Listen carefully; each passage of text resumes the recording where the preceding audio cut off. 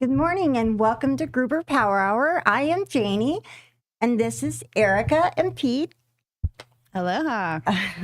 Thanks for joining us. And again, if you have questions, these are collaborative. So if you want to chime in, you want to give us some feedback, you want to comment, love to hear from you. Tell us where you're coming in from.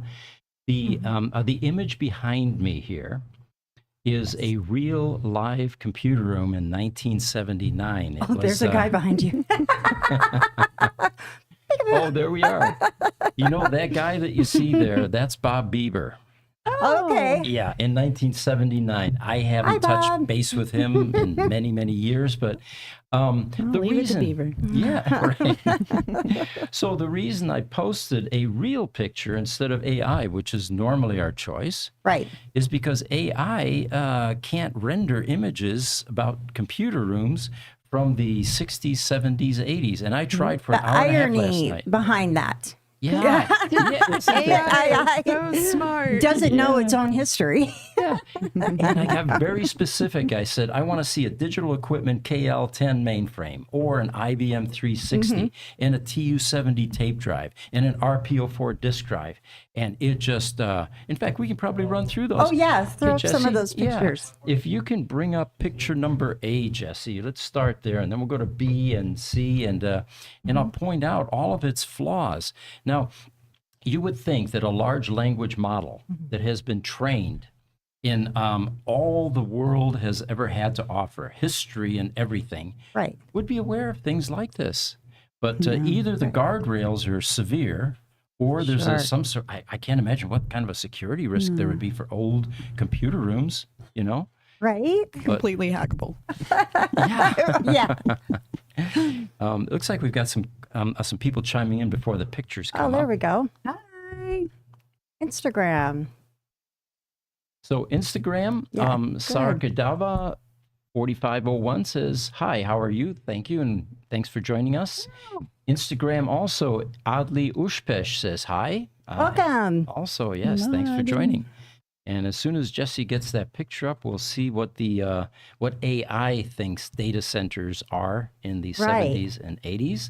And in the meantime, we've got people coming in. Another Instagram, Adil Ushpesh says, what's the topic for today? Today, the topic is data centers, history and future. And we're going to go through the evolution of data centers, or computer rooms as they used to call them. What you're seeing here is from the late 70s. And in the 60s, there wasn't that much difference. It was a completely different concept. It was mainframe computers versus distributed processing and computers at workstations later on. Right. Prior to that, you had what were called dumb terminals. And right behind Erika is a dumb terminal. That is a Not the guy. VT100. The terminal. Oh, VT52, digital dumb terminal. And all it had was a keyboard and a screen, but it really had limited processing power other than handling, keyboard typing. To the left, my microphone here, move that. That is a floor standing dot matrix printer, input and output.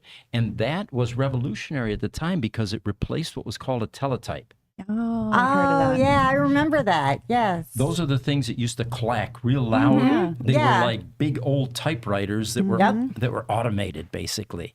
And they had the same technology as a typewriter. They had a black ribbon cable with keys that were pounding little letters onto that black carbon and then eventually onto the paper. One comment I want to make before we talk about this picture is the picture prior.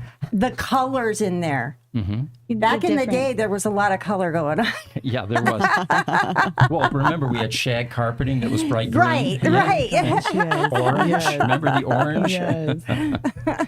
Anyway. And then if you went to my grandmother's, you'd sit on a couch that had plastic on it. Plastic. Oh, right. You too, Oh, right? Oh my God. My grandmother would yeah. have these $3,000 couches and cover them in plastic and they'd be like, don't sit on it. Or those plastic that they'd have running through the house. Yeah. That you'd have to walk on the plastic. Oh, gosh. Oh, yeah. Remember I those? tripped all over those things. Yes. The funniest one was a family that I got to know, Italian family, Right. the Huttons, right? And so his mom actually had two living rooms. Oh my. One of them was for the family, and the other one was for show. And the kids could never go in there. That was my house growing up. Kind of an antique room. I had that house growing up. That was my place. Really? My Yeah. mother had a setup where we had the living room where we watched TV and everything, and then we had the formal living room. Right. And after she vacuumed, if we dared walk on that carpet, I don't think even if I had enough money, I would have a second living room like that. So anyway, getting Anyways, back to this picture right. behind us here, I asked, again, AI to give me a data center, computer room, try different terminologies. None of this is computer except for the screens. You've got filing Yeah. cabinets down below and some sort of Hollywood movie You can't even prop tell type what those screens are. up above. Yeah. Yeah. And It there's some more. literally looks like something Yeah. they played out for a movie. Yeah, yeah. So anyway, getting into data centers, what is the evolution? Well, moving into the future, they say it's 2035. Global electricity demand has skyrocketed. Remember, all of Right. the EV guys are, concerned about that. Driven in a large part by data centers that support our digital world. Rather than worsening climate change, though, these power-hungry facilities are a major reason 100% of our electricity is now generated by clean energy. Mm-hmm. So the good news is it's going to drive clean energy That effort. creation, right? Yep. Now, what's the difference between clean energy and dirty energy? Quite a bit. Well, how? Go ahead. specifically, clean energy is wind energy, solar energy, Right. Yes. maybe even hydro. Dirty energy is Nuclear. fossil fuel and nuclear, with waste. And Right. coal, for example, coal Yes. burning, warming the environment, polluting the air. Gotta So, love the railroad. yeah. So what are data centers? This article goes on. Data centers are facilities that house the computing hardware used to process and store data. And around the 90s or so, just before the internet, they stopped calling them computer rooms. They started calling them data centers. Data centers. And it was around the time that distributed processing came in, servers began to take over, and the mainframes basically went dead. Mm-hmm. The only manufacturer I'm aware of, computer manufacturer, that survived the migration from mainframes to distributed processing and servers was IBM. IBM. Yeah. Prior to that, you had Digital Equipment, IBM number 2. The original Apple, right? They died. Right. The small PCs, but they were Right. part of the new movement. They Oh, were okay, part of right. the small, distributed processing Sure. movement. But you had Data General, you had Prime Computer, you had UNIVAC. I'm probably leaving out a bunch here as well, but Yeah. Yeah. all of those companies eventually died and they went away because they just couldn't migrate into the servers. And of course, the Yeah. companies that flourished were the ones that the mainframe guys were laughing at, like Compaq, Uh-huh. who eventually not only flourished, but ended up buying digital, lock, stock, and barrel. I don't remember when Microsoft came around, but didn't Microsoft have some form of a data center back in the 90s as well, in the 80s? Well, all of these big companies had computer rooms initially, Mm-hmm. and then they had data centers, which were now server-based. Okay. You can't run a business without it. Look at our No. computer room next door, and we're not that big. Right. We're not Right. Microsoft. I can only I imagine. think they I have a used to whole have building. one of those smaller compacts. I remember us at home when we got our Biogas. first computer, and it was a small, Right. you just had, it was the DOS dot. Well, the old way of doing it was you had dumb terminals that communicated with a mainframe. Still love that name. I know. And what happened was the demands on computing became so great Oh, yeah. that they ended up needing to put that kind of power into the workstation. Right. And then to network everything together, there was GNet originally. Then there was Novell. They were like coax-based connections. Right. And then we finally got category cable. That's what Category 5. Yeah. Mm-hmm. And we've been in that business in the comm group ever since day one, making a Absolutely. variety of product for interconnecting both mainframes and then eventually distributed processing. And Europe's Category 7, right? Actually, U.S. too. They keep on raising. Right. Everybody thinks Right. that fiber is going to decimate and completely annihilate copper type communication, but they keep breathing new life into copper, making it faster. Yeah. Right.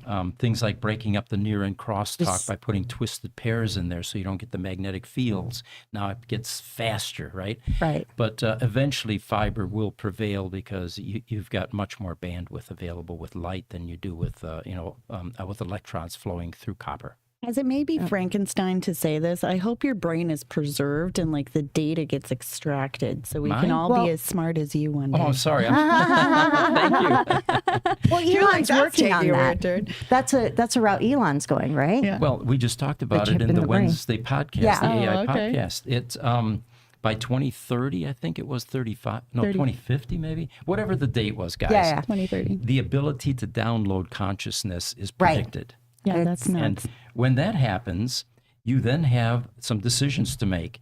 You know, when you change your car, it's because it needs too many tune-ups, it's gotten old, it's gotten rickety, right? You'll be able to do that with a body eventually, or a machine. Humanoid robots, travel, for example, we talked about that as well. Instead of taking those long plane trips, you download your consciousness to something that's over there where you want to go, whether it's a machine, a body, or whatever. Oh, yeah, and there you continue- are. Yeah. So they're going to create more mobile data centers then. Well, staying with data centers for a Right, moment. right. They say that while some businesses maintain their own data centers on site, many others rely on ones owned and operated by someone else. They're talking about co-locations. Right. Mm-hmm. You know, for a business to have an IT operation is extremely expensive. You have to have staff. Yeah. And, you know, oftentimes if you have multiple locations, you may have to replicate that. So what they find is that at some point on the spreadsheet, it says it's more cost effective to farm out all of your IT needs, from software developing to management to backups to the hardware to uptime, which is the Yes. business that we're in here, Right. right? And it's called co-location. So you actually rent space in a large data center, and you have all of your software and your hardware, or your renting time on their on their hardware and software. Talking from a conspiracy point of view, Sure. wouldn't all of your information then become someone else's? Well, now remember what Kamala says, it's already in the cloud, right? Oh, no. Well, yes, you're right. Privacy issues are definitely a concern because you're no longer, you know, the only one that has access to that. Well, that's why they keep them, the data centers, so secure. Yeah. They're an absolute fortress. Yeah. Yeah. So they go on, they say, as our digital world continues to grow, and I love that that phrase because we do have an evolving digital world, right? And clean energy to operate them is also increasing. To keep up, we're going to have some challenges. And to overcome these issues, these data centers will eventually be placed not only on land, terrestrial, at sea, or in outer space. Amazing. So Biogas, yes, it's also dirty. Good job. yeah, let's read some of these. Oh, yeah. Instagram, Adil says, nice, sir. Thank you for explaining the topic for today. You're more than welcome. Instagram also, Abdul Azib 626 says, hi, greetings. And then Instagram, again, Adil.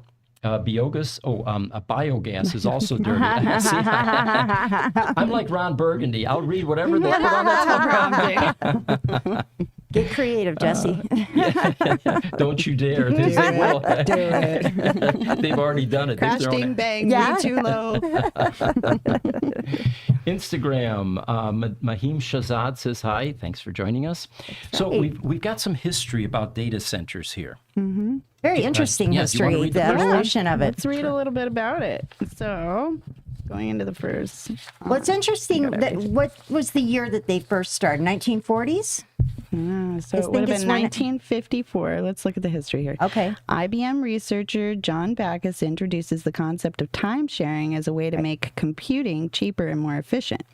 By time sharing, a big computer could be used as several small ones. So let's think about what they would have been using them for at that time was doing calculations,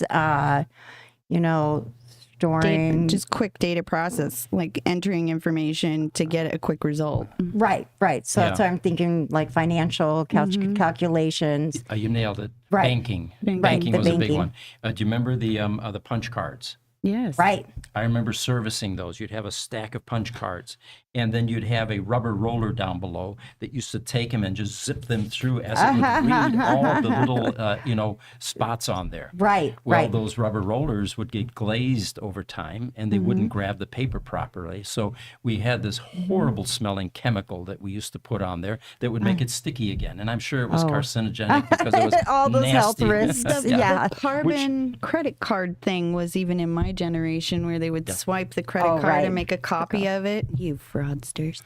And that came actually from tape recorders. Putting magnetizing bits onto a medium like a plastic strip that has ferrous oxide on it. That totally makes sense. Yeah. Never And thought about then that. that went into credit cards and a whole bunch of things. But yeah, tape recorders, I may be wrong here, 1920s, 30s or so. Yeah. They used to have actually wire recorders, which were metal. It was a metal wire, and you could magnetize that wire as it was going across a capstan to do to achieve the same thing. Oh my gosh, the evolution of technology was so rapid. And it started with analog, speech, voice, music, Right. and then eventually went into bits, zeros and ones, and now you could. It was machine language. Wow. Okay. There we That's go. cool. So 1954, time sharing, here's an important concept. Time sharing implies that unlike your PC, which only you can type in and do things with, Right. time sharing computers actually had software that would give you a slice of time, and Okay. each user could then use that computer. Now we think of time Okay. sharing as a bunch of scam artists and property. Right. Or a condo in Right. Cancun. Yeah. So we'll just skip ahead a little bit to then we go into the 1980s. The client server architecture takes shape. Well, you skipped Oh, 1961. sorry. MIT. Sorry, guys. So MIT researchers demonstrate a compatible time sharing system, CTSS, a modified IBM computer that is able to process multiple tasks from multiple terminals simultaneously. That's when everybody's coming into one terminal. ARPA funded project MAC launches. Now, these were dumb terminals that Right. then would connect to special interface cards. They were usually 16 port in the digital world anyway. And you could have up to 16 terminals per card that could then communicate and use that mainframe computer. What were they using to connect them at the time? Like what type of cabling? Good question. RS-232. That's Was that was that ribbon type of? Well, it was actually round and ribbon, but it was Okay. 25 pins, 25 I remember conductors. seeing those. Yes. And Okay. what we pioneered, actually in the early 80s, was a concept of using telco cable, even Right. like gray satin cable, Right. which is 8 conductor or 8 conductor, instead of a 25 conductor cable. I remember some data centers here locally, the contractors thought, well, you've got a 25 pin connector, so we need a 25 wire cable. Right. It turns out none of that was true because you're only using 7 maximum out of that 25. Oh, Yeah. okay. Yeah, I learned that when we were learning about splicing. Oh, that's so cool, though. So then in 1980s, the client-server architecture takes shape. Rather than communicating with a smart mainframe computer via a dumb terminal, a person can now perform some tasks locally on their PC, aka the client, while outsourcing others to more powerful shared computer, the server, which is often housed in a server room nearby and a tiny precursor to the modern data center. So now picture this: you've got a full-blown computer on your desk Right. now, right? That's they call that the client instead of a dumb terminal. So you can do some computing right at your desk. Right. But to be able to network now and see what someone else is doing, you needed to be connected to a server. And if you had large storage requirements, like most, your servers normally do, you now had access to very large data storage or multiple servers through switches. Now that would be wouldn't that be the introduction then to multiple different software programs is what you're saying. Yeah, the software on your local PC, Right. even if it was just a, without being connected to a server, Right. you can run multiple pieces of software. You can run Right. front page back then. You could run Yeah. Word. You could run, Yes. spreadsheets and all of that.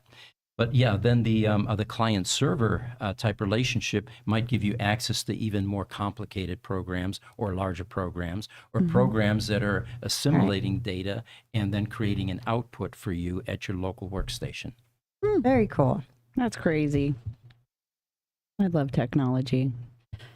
What's the next one? So we've got 1989.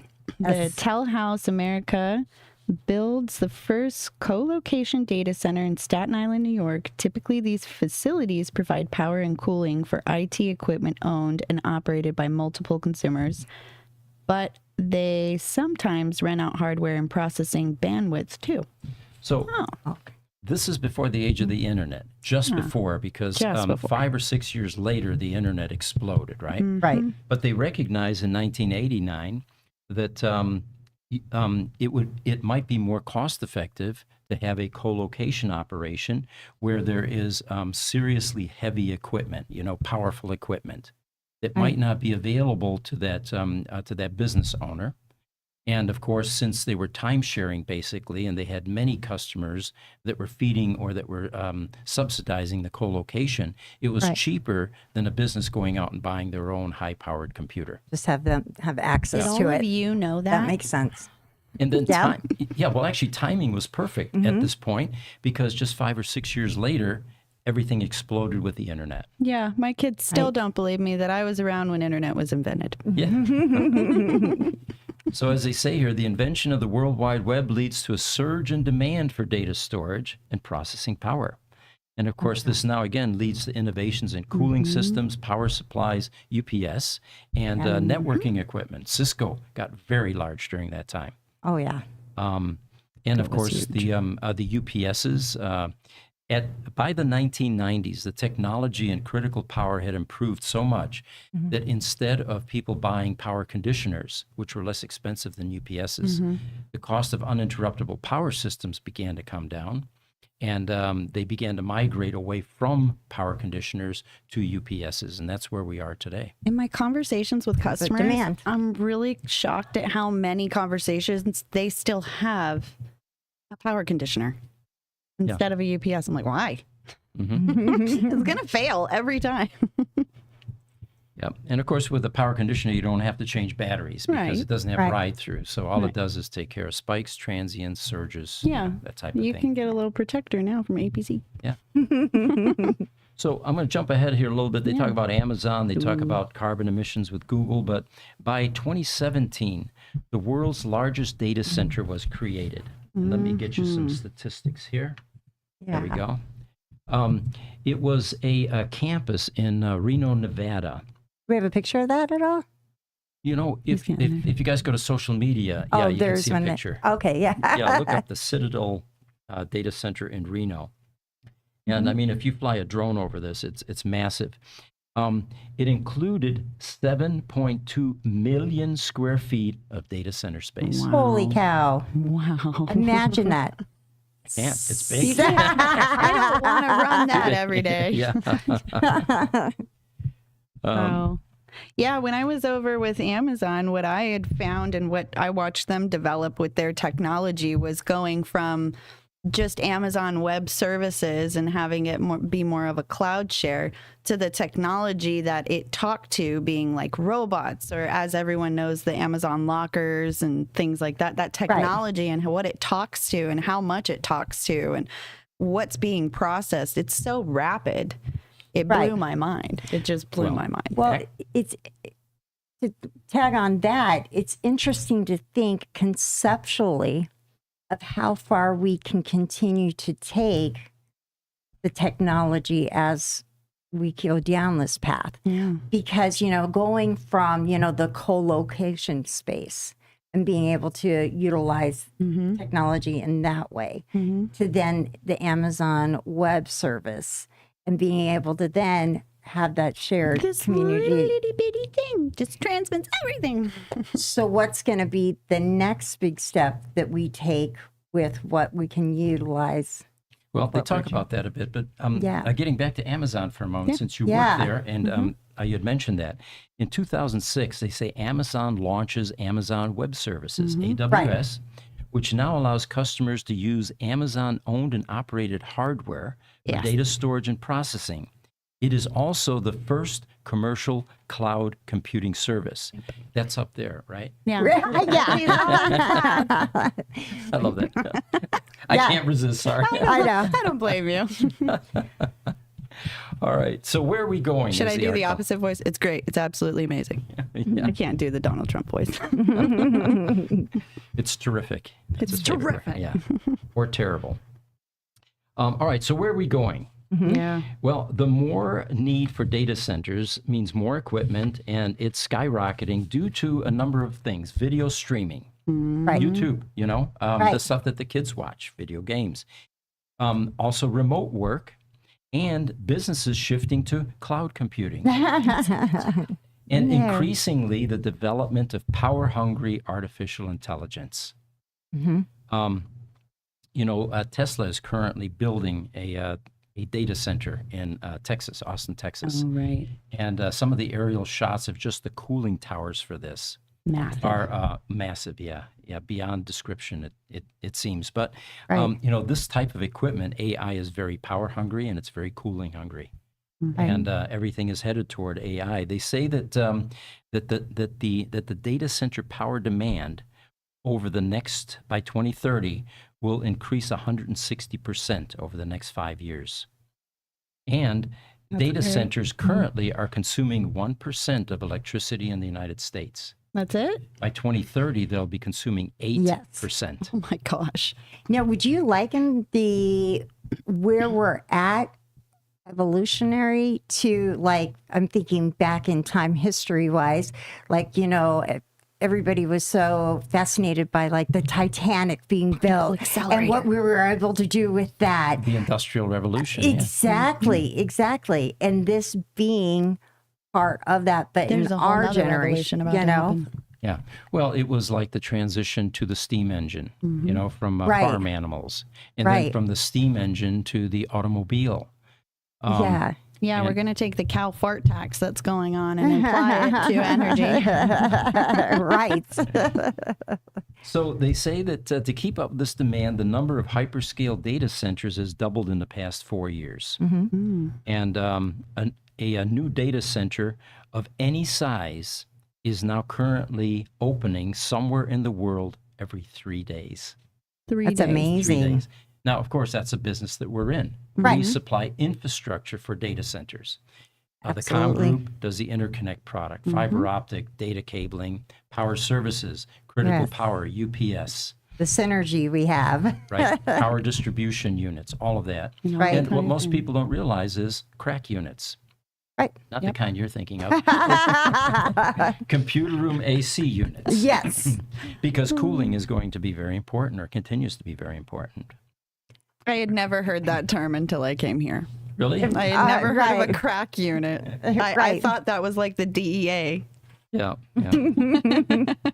Well, here's some other interesting statistics. Microsoft and OpenAI's planned Stargate data center is estimated to cost $100 billion. Do you remember when we talked about a lot of money? billion. There was an Right. M in front of that, and we thought $100 million is a lot of Right. money. Now it's billion, right? What year do you anticipate it'll get to the Trillion? trillion? Yeah. 2035. Actually, our national debt is already there. Oh, I know. Yes, I know. So they're talking about that these particular data centers, these are AI data centers, are going to consume 5 gigawatts of electricity. Now, how much power is that? What does that mean, right? Well, Right. to get my head around it, they tell us what it is. It is the capacity of the largest nuclear plant in the United States Oh today. my gosh. So one Amazing. nuclear plant just to support a data center. Amazing. You've got this going on where right now? This is going on both Texas. Microsoft and OpenAI's plan Oh. Stargate. We'll have to Google where the Yeah. location is. Northern Virginia, it looks like. The nuclear power plant in Northern Virginia. Ooh. There you go. So the question is trying to find qualified land sites that have sufficient power to stand up to these facilities, like in Texas, Right. or Reno, Nevada. When they build something large like this, the question then becomes, does the grid and the local utility, are they able to support support it. that kind of power? I mean, Absolutely. in today's world right now where we are, there's so many power surges. Just think about it in Phoenix. I don't know if anyone watching is in Phoenix, but we put in the train, right? The rail train, or light rail, excuse me. And I live next to this light rail. And every time the train comes through, there's a huge surge to the complex. Oh, wow. So I can only imagine, and then like, with an old infrastructure, you got breakers popping. Now you got to replace the breaker. By the way, they don't pay for it. And it just doesn't, it surprises me to think that it would be capable of sustaining that much or holding that much at one time. All right, so they talk about data center locations. Now, everything we've talked about is terrestrial, on land. Testing in water. So crazy. Here's I'm an excited about That's this one. fascinating. Yeah. Yeah. So they start with, your laptop, it generates heat. It gets hot. Well, so do these major data centers, and you have to get rid of that heat. You have to have some heat exchange. They say currently up to 40% of the energy that's used in data centers goes toward cooling the systems, not driving Wow. the chips and the power, almost half of it to Amazing. cooling. And with global warming temperatures increasing, cooling costs could soar even higher in the future. So they're always on the hunt to find some place to cool this or a more effective way. Well, So nuts. I wonder if they're in Antarctica. Probably. They got to be, right? there was a data center, or is one in Yeah. Okay. They Antarctica, talk and that about it. makes sense. Right. But in 2018, this story says it was Microsoft that sank a 40-foot-long data center. It was a module equipped with 864 servers onto the floor of the North Sea off the coast of Scotland. Oh my gosh. And then it connected this module to the local grid, which is powered by 100% clean energy. The goal was to see if the naturally low temperatures at 117 feet underwater in the North Sea could reduce cooling costs. And it turns out that not only did this underwater data center prove to be more stable than a comparison group of servers on land, but it also achieved an impressive power usage effectiveness, PUE. And then they get into specs. But anyway, it exceeded so it performed expectations. better Yes. Wow. in that environment. Yep. Look at some of Amazing. these comments. That's cool. Adil says, "Sir, you are a great instructor. Your lectures about electrical equipment are so nice. I am from Pakistan and I work in the US Embassy as an electrician." Wow. wow, that's that's awesome. Well, thank you. That's quite a Yeah, compliment. welcome. Nakwajiv, I think, excuse me if I'm wrong. Did you see the statement Gmail guy made on Chinese super AI? Have you seen that? No, I haven't. Me either. We've got to Yeah, check let us that know. out. And then, dang, that much energy? I know. And then, what's a useful information on emerging data centers and the electricity consumption? Oh, that's useful. Sorry. Natural cooling system. Yep. And then Super someone, awesome. someone gifted us something too, and I Yeah, want to a thank you. rose. Yes, Thank Did- you. that was Aw, Atala. Yeah. thank you. All right, so the final part of this article talks about data centers in space. Oh, I can't Right. wait. Yeah, and of course, Janie hit the nail on the head. How are we going to get all that data back to Earth? Right.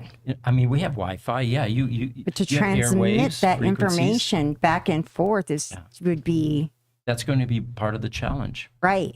So I asked some kids about what they thought about how data and how their streaming happened from space, and they drew me a picture of what looked like a kite just hanging like a wire from space. And it's cute because Right. the idea of a child who doesn't have the broad spectrum of understanding of all of that's what I would have thought of when I was younger. Someone who's uninformed is like, how is this? How We'll does hang that a wire happen? all the way down. Maybe not the wire part, but you know what I mean? Like, how does that stream be of fiber. information come down? Isn't that what Ben I Franklin love did, this though? discussion. Thank you. Well, we're having fun, yes. So yeah, space, and of course the advantages there are low temperatures. It could be coupled, as they say, with innovative thermal dissipation to radiate heat away from the servers. Yeah, Right. that's cool. Have you seen the computers that you can get that the hardware is underwater for the cooling? Have you seen those? I thought that was magnificent.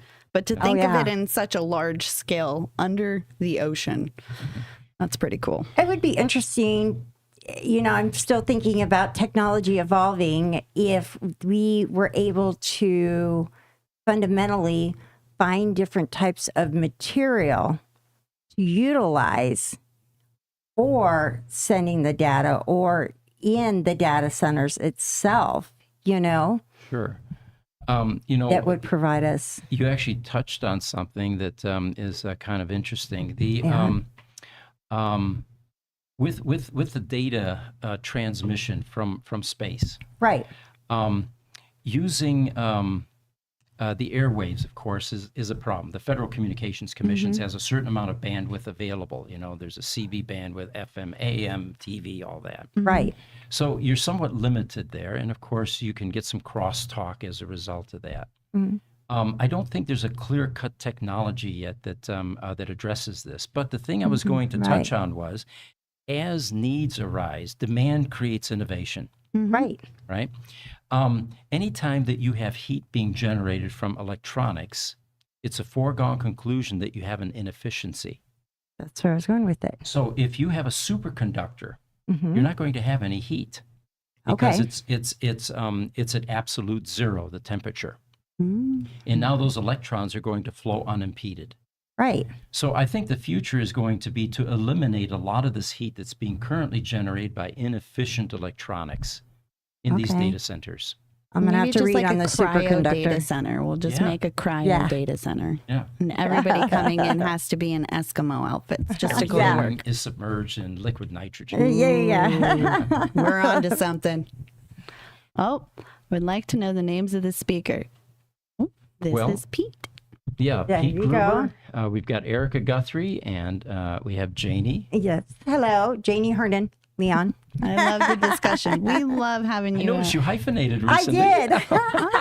Is that new? Because I've never seen it before. Well, you know, I've been married for years now. Yeah. And, you know, Frankie and I were talking about that, and he goes, hey, where's my name on that? He's getting insecure. I'll get around to that. I feel bad because my husband had asked me the same thing. So I was young and I was filling out the paperwork with him when we were getting married, and it said to sign your name. And for my entire life, I signed Erika Guthrie. So I signed my name Erika Guthrie instead of his name. And he's like, license. thanks. Well, you know, I have this, you know, where I want to keep my father's name in there because my dad had 4 girls. You know, Didn't carry and on so, yeah. And so I, you know, of course, I'm sensitive to that. I want to keep his name fundamentally. But then I also want to have, you know, Frankie's name brought in as well. So, yeah, there we go.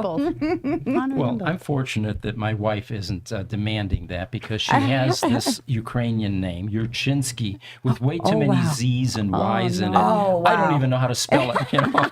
Oops, are you watching that? I'm sorry, Yeah, I didn't mean there that. True.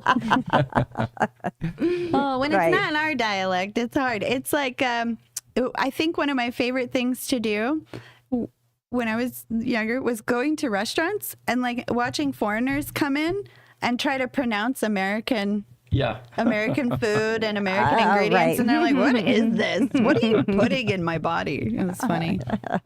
Well, it looks like we're coming to the end of our podcast Yes. here. They usually run about a half hour. We've got a few more comments here that we can make mention of. Hi. Instagram, ES3499 says hi. Thanks for joining us. Kardam Rohit 09 says hi.